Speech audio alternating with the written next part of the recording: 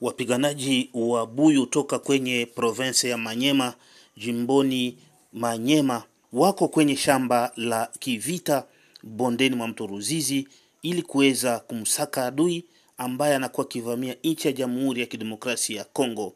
Hawa wametembelewa na wenzetu wa television Ngyoku, ambayo imepata fursa ya kuweza kuzungumza na wapiganaji hawa wa Buyu waliotoka huko jimbo la Manyema kuja kusaidia wazalendo wa jimbo ya Kivu ya Kusini ili kumsaka adui wa M23 ambao wanakuwa wakipendelea kushambulia maeneo ya Uvira, Fizi, Mwenga, hata na huko Shabunda, na wakielekea vile vile huko Manyema. Hawa wamesema kwamba wako tayari kumsaka adui, kuungana pamoja na wazalendo wa jimbo ya Kivu ya Kusini, haswa jemadari mkuu William Yakutumba, ili nguvu hiwe pamoja katika hali ya kuweza kumsaka adui M23.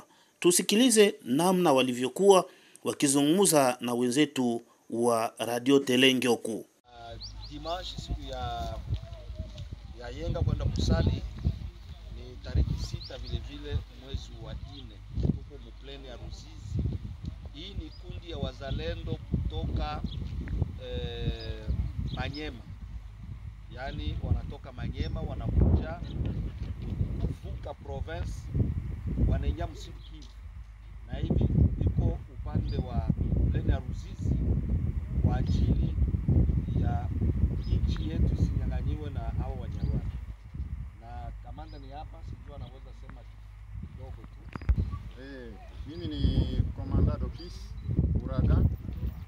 Niko hapa mpleni de la Ruzizi kwa eta major ya mzee William Amuri Yakutumba. Pata hapa kupiganisha adui.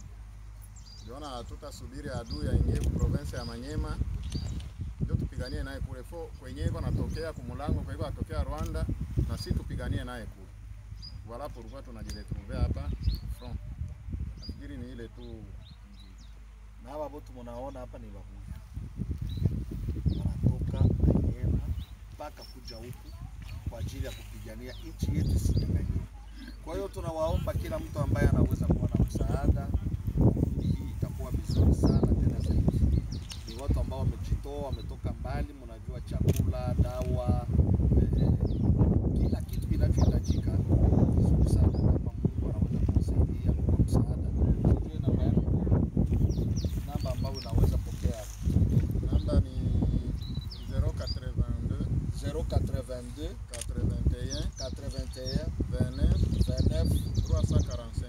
345. Ile namba iko tayari, unaweza ongea naye na M-Pesa unaweza isukuma. Tunashukuru sana.